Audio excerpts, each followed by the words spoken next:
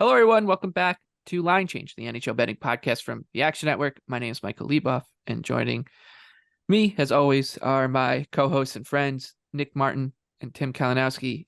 Together, the three of us are going to break down a 5-game slate on Wednesday night. We've definitely seen better slates in the NHL over its history, but sometimes these are sometimes these are the ones that end up, they surprising you one way or another. Maybe you can cash a big ticket on something nuts. All right, we'll start with Penguins and Habs off the top. Pittsburgh on the second night of a back-to-back is minus 162 on the road. Montreal plus 136 and a total of 6.5. The best adjective, I guess the kindest adjective that we've heard Nick assign to these Montreal Canadiens so far this season is scrappy. And is that enough here, Nick, to take on a Penguins team that is in a tough schedule spot, is struggling, and is banged up? Yeah, I'm not doing the Pens here. I think tough spot. Canadians have been scrappy. My look here, if I was just going to put one out there, would be the tie. It feels like just one of these ones where Montreal loves to just hang around and get to the tie. And I am interested to see how it goes tonight for Pittsburgh. Because, I mean, like Tim says, one game. But I think last week, every time you said that, Tim, it was really, really interesting the way the first game of the back-to-back went. So, I mean, like, what happens if Pittsburgh lose tonight? Do the wheels just fall out? I don't know. I just look at this. I think it looks like a fair price on a spot that's a little dicey. If I were to really get on this too, it'd probably be in some sort of a fashion prop wise on the Penguins, just because they're looking so reliant on their top guys. You get Montreal, even if it is back to back. I think all those guys could be liable to do something. You've got Drew O'Connor and Puustinen up in the top six. So those are kind of the angles I'd have. But I think if I punt on this game, it'll be on the tie. You going Mike or me? I got nothing here, honestly. Like I really have This nothing. is just a trash game. It's a like tough I don't game. need to see what it's just. Yeah. It'll be played. I wish Pittsburgh was going like from Arizona to Montreal. I was like, can we get some sort of reason? I think Nick, I appreciate you throwing me the bone there on you have to see the first half of the back-to-back. That was when the Hurricanes almost let up a 50 spot last week. So I think the But angle, you know what though? Actually, it still kind of screwed us, I think, because everyone was thinking they'd, bounce back after that embarrassment in Calgary, and then they lost. So hand up, that was me. I will say an interesting angle is we obviously know that the Pittsburgh power play has struggled, and we have yet to see them play Arizona on Tuesday night. But the Canadiens have one of the bottom 5 PKs in the league, so just off percentage. So maybe like reason for them to get cooking. I don't know. I don't really want to touch it at all. I've predicted that power play goal for the Pens comes tonight versus the Yotes. So we'll see. I'll be even. Dangerous game, Nick. Not saying they don't give up a short end goal too. Yeah, it'll be Alex Nedeljkovic in goal for Pittsburgh in this one too. So little dicey there, as we all expect his numbers to trend back down towards earth. So yeah, not the most exciting game to bet on. Someone's winning it 3-2 in overtime, right? Yeah, exactly. It's gotta happen. Well, also too, Pittsburgh generates a lot of shots, right? So is there a way to get at, and I think we've played Montembeault over one too many times, but get out a player. I feel bad when there's just nothing. There's just nothing. It's tough. Caulfield overtime winner, and then everyone just goes to Barbados. The next game, this is a fun one to handicap, even if you don't come out of here with a bet. The Bruins and Devils in New Jersey at the Rock. Devils coming home after the Western Canada swing. Boston as a minus 105 road underdog, banged up. No Charlie McAvoy, no Pavel Zacha. Devils, they've been playing fine without Dougie Hamilton in terms of like their overall process, but the goaltending is still very frightening. They're laying minus 115 at home, total 6. The goaltending is so scary here, Tim, because we know that this Bruins team does such a good job of raising both the floor and ceiling for its goaltenders. Meanwhile, the Devils, they are a team that can completely dominate you and lose a game 5-2 because Vanacek and Schmid just haven't found their consistency at all this season. Neither one of them has taken the reins of that job. So I think I can, with the injuries, be convinced to kind of look past the goaltending deficiencies from New Jersey here. So I guess do your best to try to pull me over the line. I already bet New Jersey. I like New Jersey in this one. The injuries put me over. I haven't loved the Bruins game the last like 2.5 weeks or so. They don't look like the world beaters they were to start the year. And I think that while it's a great, it's a great quality about your team in that they have great goaltending, it's really what has got them to this record. And I don't know if that's the, like the sole reason of why I'd want to, like, if you're looking to back the Bruins here, you're just saying, they've been good, really good in the regular season past 2 years, and their goaltending's better. But like, I think the goaltending is kind of an indictment on the rest of the team hasn't played too well. And I worry about Boston down the middle. And especially with Zaka out, they've had Patra in and out of the lineup. He's cooled off significantly. I really worry about them down the middle. New Jersey is definitely stronger than Boston in the middle of the ice, so I'll take my chances there. Yeah, I think that was really, really well said by Tim. I don't think they're an 18-5-3 team right now. I do think this was a team people thought were going to come down to earth. Now they've got Zach out of the, the main reason people thought they might regress was because, like Tim said, didn't look as good down the middle. Now you've got Zach out of the lineup. That concern is really raised. So their main edge here would really just be the goaltending, but otherwise I think the Devils actually have a roster edge in this game. And you look at it for Boston, it really has been a pretty modest run of play. They had the awful games versus Detroit, New York, and Columbus where they gave up 1 million goals. Then they get the huge win. They get the win over the Sharks where they're the biggest favorite of the season at home. And then they won that Leafs game that could have gone either way. They gave up 40 shots in that matchup. And then I look at it, they've got Columbus. They lose to Buffalo in a game Buffalo slapped them. And I know it's whatever. It's kind of a big spot for Buffalo, I guess, whatever you want to say. It was in Boston, and Buffalo clearly was the better team. And then the Yotes were scrappy with them on Saturday, which seemed a little uncharacteristic. I went on the Yotes team total to go under in that game, and I was pretty disappointed with the way Boston defended because it was a very fair loss. So I agree. I really just don't think they look like that team that's way better than everyone else right now. Like, I don't think it's like Vegas, Rangers, Bruins, and then everyone else. It feels like they are kind of about to show like they're with the pack. So I don't want to bet them in this spot without two of their best players. I hate going on the Devils right now where it feels like a dumping could get in the net. But I think it's the right play. I think they'll, play to their price here and show out pretty well. And the other thing with the Devils, they've gotten livable goaltending.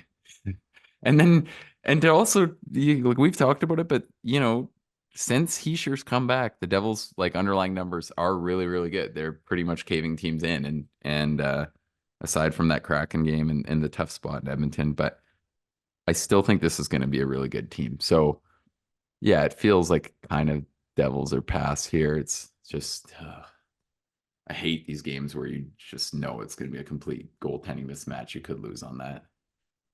Yeah. And Boston's overall statistical profile is just not that impressive. Like you said, they're not an 18-5-3 team if you just were to look at their numbers. I feel. Did I push you? I think so. Yeah, let's do the Devils here as a slight home favorite at the Rock. All right. Game of the night. First game I ever went to actually was a Ducks Islanders game. Nassau Coliseum. 1920? 1907. 12 years before I was shipped off to World War I. Got out of there in one piece. The Ducks are a plus 190 underdog. Isles minus 230 is a favorite, and the total 6. You're just not going to find many people that are going to want to lay this kind of wood with the Islanders. as well as they've been playing, considering the roster limitations here. Robert Bortuzzo has now played 2 games with the Islanders. Mike Riley has played a handful now after only playing 2 with the Florida Panthers for the first couple months of the season before putting on waivers. So they're working in new pieces. It would be Ducks or nothing. I do have 2 long shot bets here that I like rather than play a side, because I like the Ducks aren't getting goaltending either, and they're going to be going up against perhaps the best goaltending team in the NHL.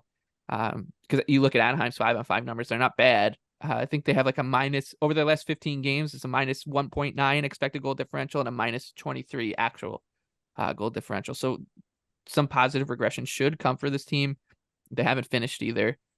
The injuries are tough with McTavish out and Zegers and whatever. So it's just, it's not a great situation for the Ducks, but I do think that sprinkling Ross Johnston as an anytime goal scorer here, you'll find a huge number in his return to the island. It's actually worth it. It's actually worth the shot. It's How many goals does he get a year? Like 2?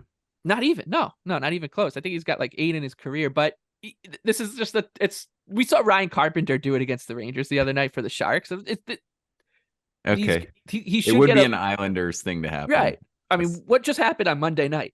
You just that saw, guy gets like 40 goals a year and 100. I know, but but the fashion that it happens in, right? Like it's like Yeah. these weird stuff happens. Weird stuff. This is not just a hockey thing. Whenever you bring an island into play, it's college football as well. Weird stuff happens on the island. So I actually this is much more of a gut play than the second one I'm going to give out. I actually like Mike Riley though as an anytime goal scorer. He's just firing the puck for the Islanders right now. He's playing really well. They like to pair him up a lot with the Barzell line. Those 2 work really well together. Great skater, running the second power play for the Islanders. The power play has been good. He's already got a goal with them. And he's, like I said, he's getting 3, 4, 5 shots a night from the blue line. Had a couple good looks against the Leafs. So he was 13 or 14-1 against the Leafs the other night. So a number like that I think is actually worth it. Anything here, Nick? I lean with the Ducks. Like I start to think, and it seems insane to me. Like when I hear something like you tell me that Isles are 7-1-2 in their last 10 games. How does that seem possible? I feel like every night we're talking about how they collapsed to the worst team in the league. They've shot 13.2% over the last month. Your Isles have like that. That just, it feels like that's coming down to earth. I mean, well, it's because they were shooting like 4.6 for a month straight before. Right. This. But they've shot 13.2% and they're getting a 917 save percentage in that span. So that's not sustainable. And I think it shows with the play, because when you look at the play, it hasn't been entirely convincing. So I don't love betting on the Ducks, but it might be the play. So I think the interesting thing with the Isles is how much better will their defense be moving forwards? Because they've gotten Riley now, they've gotten Bertuzzo. It's been pretty bad. I think I look at that as the area that you'd want to improve on the most. But it's tough. So yeah, I think the case is there for the Ducks. Yeah, still no Pelech, still no Polak, still no Aho for the Islanders in all likelihood. The Islanders are still addicted to blowing leads. So if Anaheim looks feisty down 1 or 2 in the third period, yeah, pull out the app and maybe a little live wager on them, just the way it's been going for the Islanders. Funny thing you say about Mike Riley. Like, I think he also did this when he first got traded to the Bruins. He was like nearly a point a game guy playing like 22 minutes a night. And then all of a sudden he was scrizzed just, and he fell off a cliff. I mean, he barely played after that. But one more thing I'll add. Anaheim, don't love the schedule for them as well. They went at Colorado and at Chicago, back home, and now back all the way east. Like, so I feel like this is the 4th time they've come on the East Coast. Yeah, I mean, like I wanted to get at the Islanders kind of like let down spot after the big like Tavares night and overtime, and they've had a good little stretch here beating LA and Toronto. But like this, I'm like, this Islanders team, this is still a team that lost to the Kraken, still a team that lost to the Sharks. But Anaheim is I hate the travel for them. I hate it. You know where I could see your Isles letting down is Saturday in Montreal. Yeah, they play the Bruins Friday, and then the second night is in Montreal. So that's the one. Yeah, look out. We'll get Montreal like plus 115 though. That's the problem. Yeah. That's the game also. It ends a pretty long homestand for the Isles too. So tricky spot. Sabres and Avs next in Colorado. Buffalo traveling as a plus 180 underdog. The Avalanche minus 215 and a total 6.5. Colorado with some fun drama last night after everyone went to bed. They played a crazy game against the Flames. And then Mikko Rantanen lashed out at Arturi Lekkonen's dad. Said that a Finnish teammate's dad made fun of his work ethic in the summer or something, because Arturi Lekkonen's dad is a pundit in Finland. So that's a fun little thing to work Especially into. bad look, because you know that Lekkonen, Arturi probably told him that he was thinking he was a little checked out on that front, I'd assume. I don't know. Doesn't, that's kind of interesting. One of those smoldering things just to keep an eye on. In Colorado, a team that kind of feels like it's been teetering on like on the precipice of actually hitting a significant hurdle. So if that's the thing that pushes them. The other thing too is like Jared Bednar is playing his top guys like 26 minutes a night, not just defensemen right now. He's playing McKinnon, he's playing Rantanen, he's playing Nichushkin.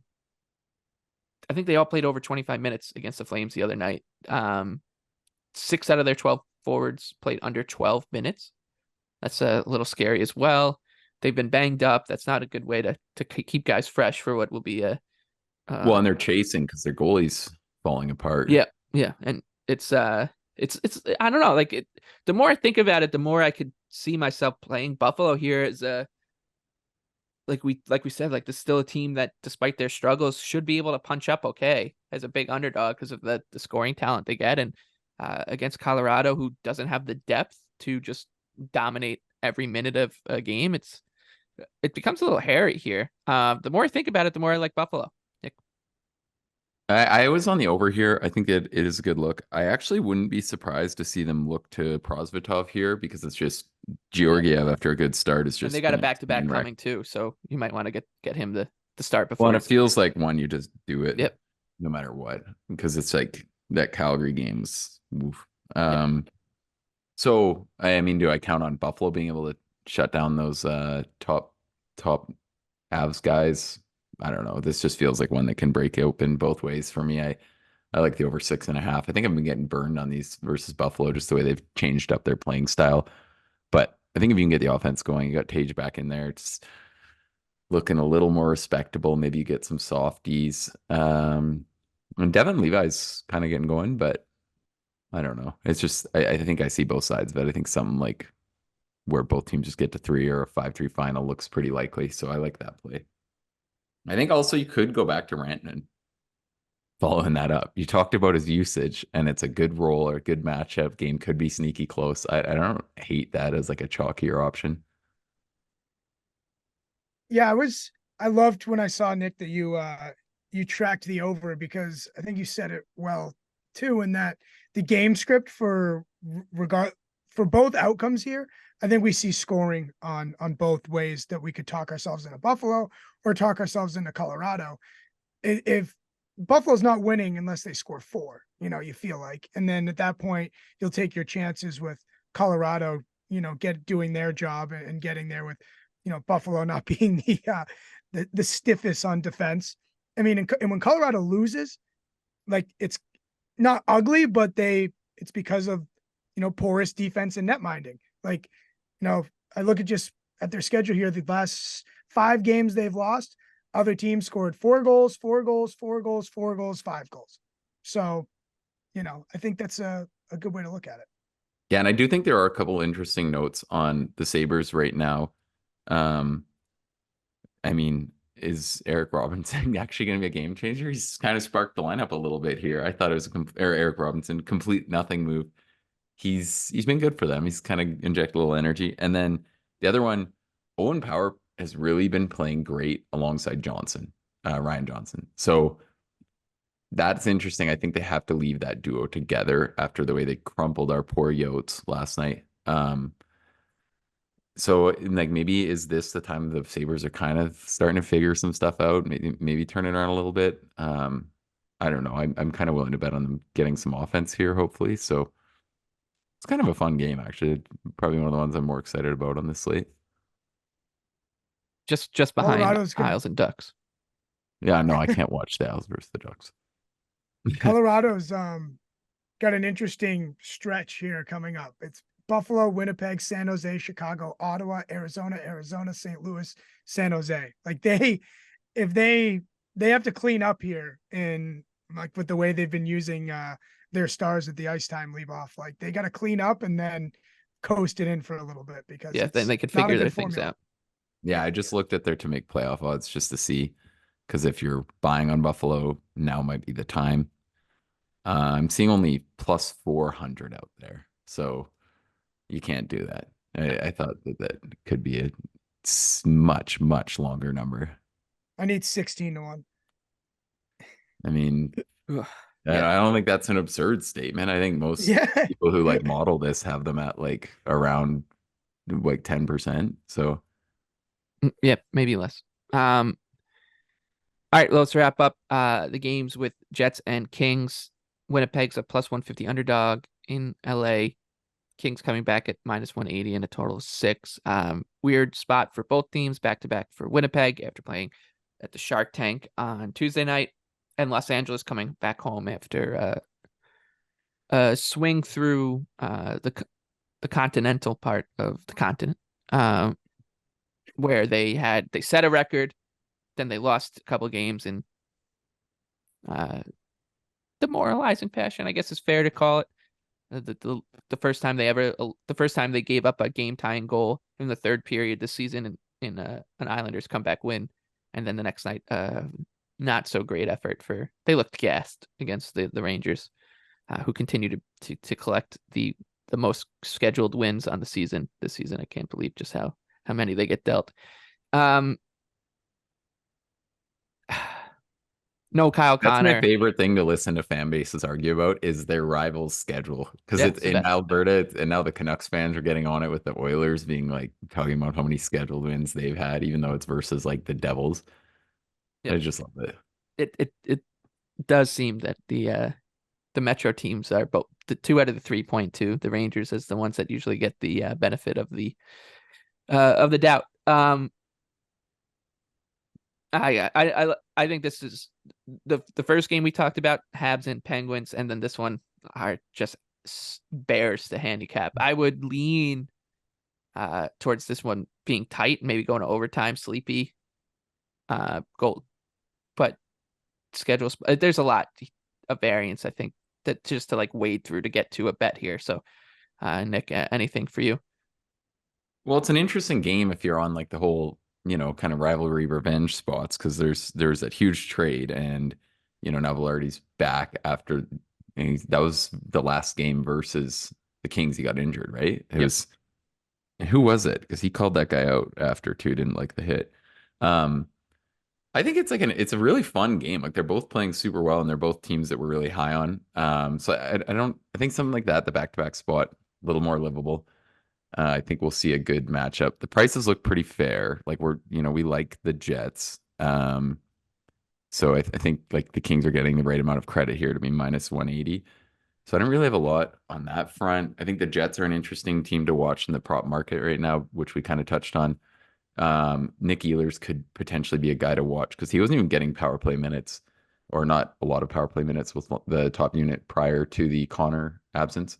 So I think that's something that's interesting, but I didn't really have a lot else after on this one. I think Dubois will be a sneaky popular play on the revenge angle, which I don't hate, but like he's on the third line, he's not playing very well. And he's, it just feels like one of those things you're really reaching to try to get that angle going. So I don't know, maybe it's what he needs to wake up. But yeah, I thought the sides looked fair on this game. Yeah, the sides are LA's a little better. Home ice, Winnipeg back to back with no Kyle Connor. I think that's like how it got here. Perfectly acceptable line. If Winnipeg loses to San Jose, I might be interested in playing them. Yeah, or seeing where it goes. The Kings are so good, though. I really rate them, even though they thoroughly disappointed me on Sunday.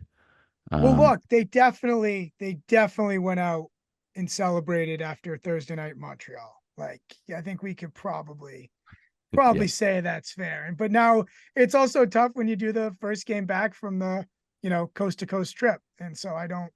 And it's going to be a close game, right? Like you don't want to go too low. Like you don't want to go like getting minus 180 prices versus a team like the Jets that have defended pretty well, got a great goaltender. Like I think that's kind of just you know probably And not going to then be profitable long term on the NHL. Really find better spots.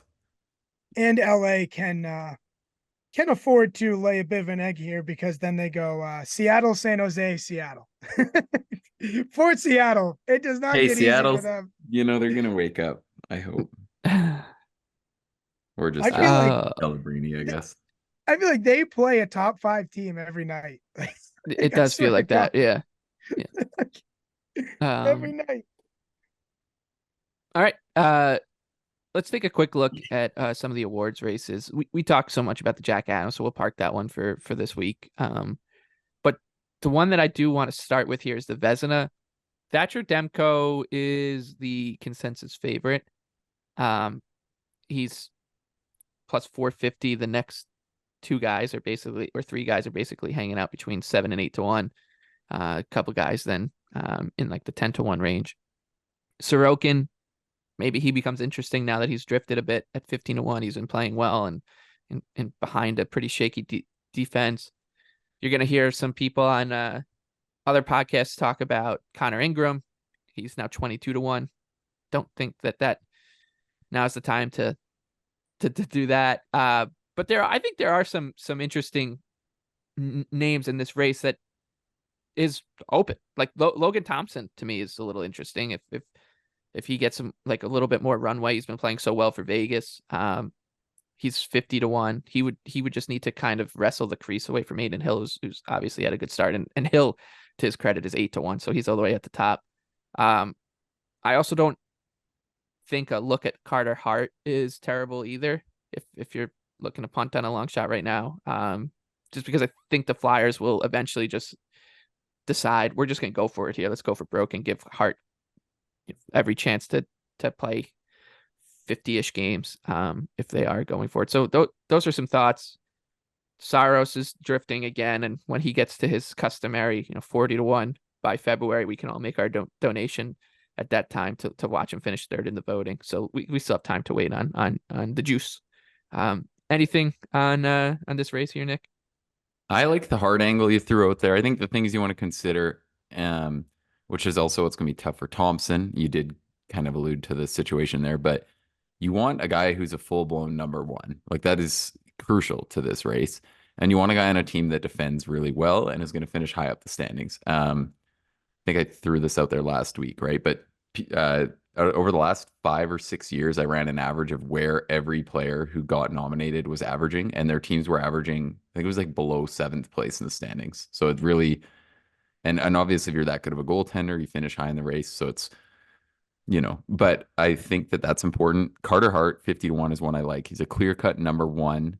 He's going to get the most starts. Maybe they win a couple more games here. They're defending quite well. Like the Flyers really have quite livable defensive metrics this season. So that's going to help him a lot if he can stabilize. He hasn't been bad at all either. It's not like he set himself like back in this race. And I think he has the potential to play as one of the best goalies in the world. Like I kind of ranked him right there with Demko when we were entering the year, right? Which looks like one of our best calls from the preseason pods, as he's right up there.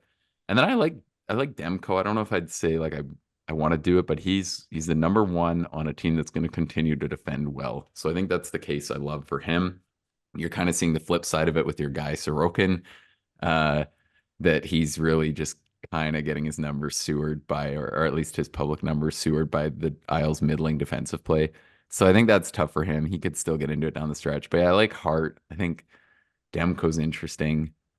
Cam Talbot's really going to show how much to a team can matter because I don't think he's been that great. I think the Kings just help him more than any other team. So yeah, I think that Hart long shot's a fun one though. I Oh, just have also, such. oh, sorry. Last note I'm going to throw out there quick. I actually reached out to have to see if I could get odds on Lindgren in some places and didn't like any of the responses I got. He's out there at 50-1. Maybe 10 more games the way he's going, you could see if that number's still out there. I think a lot of these numbers are pretty much right. To me, the Hart is the most interesting because McDavid's back as the favorite here. And I think that the media is just gonna love when you blink and Edmonton's like at the top of the Pacific. And that's just like Yeah.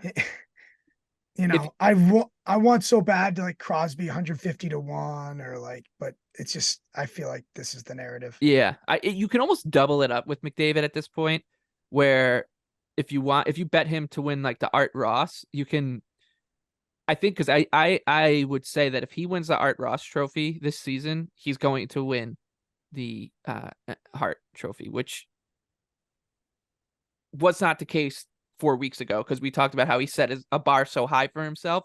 But then with the struggles for Edmonton, and now he's got like he's conjured himself up a fun narrative that people could say we don't want to bet him every year he wins the Art Ross for scoring the most points in the league, but in this case we got to do it. He dragged Edmonton back into the fight and whatever.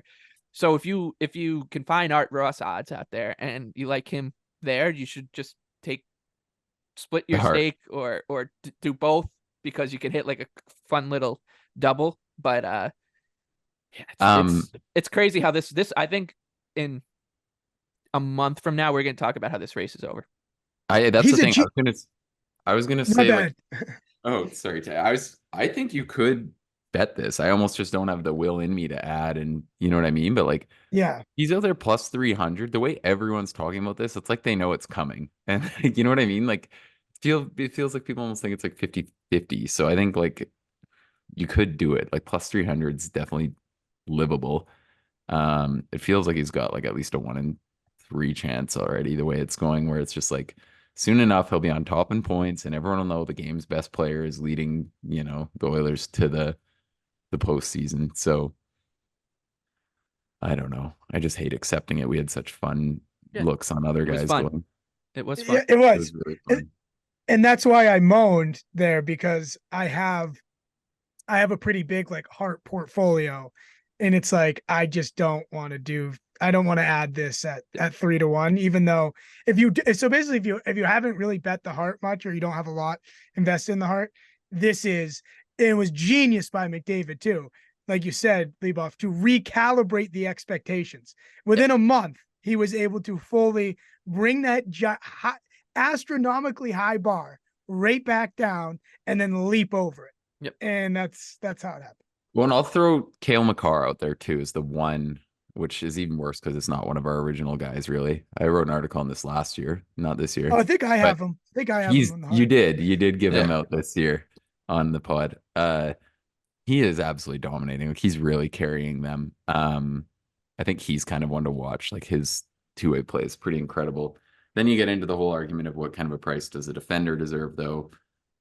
I don't know. I think that's an interesting to watch. He's like the one name I'm looking like. I don't think you want to bet Panarin right now either. Like, I get that he deserves to be in the conversation, but I just don't think he's going to hold, and that people won't quite respect his case as much on like a pretty good Rangers team and with like more modest 5-on-5 play. Like, I think it's kind of like enough people would view it as who helps their team more, Makar or Panarin. And I mean, I like Artemi, but I think it's pretty obvious who most people would pick if they had to win a game tomorrow. And I think that kind of does factor into this. So I don't know. I think it's Makar, McDavid are probably the bets as of today. There you have it. Another episode of Line Change in the books. We will be back on Thursday morning to break down a busy slate in the National Hockey League. So until then, best of luck with all your bets on Wednesday. Thank you to producer Noah for all the hard work on the back end. Please rate, review, and subscribe and all that jazz. For Nick Martin and Tim Kalinowski, Michael Leboff, thank you once again.